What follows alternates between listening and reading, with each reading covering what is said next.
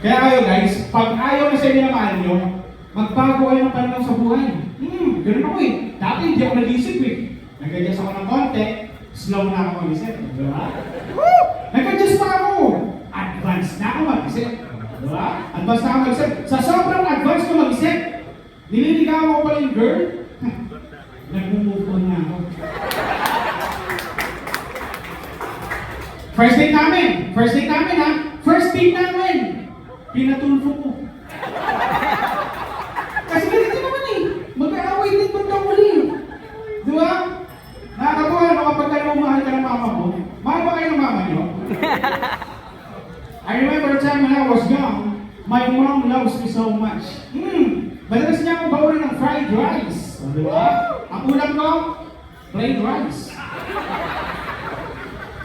Sobrang masikaso ng mama ko. Oo, sobrang masikaso nun. Siya ang nagsusuot sa akin ng school uniform.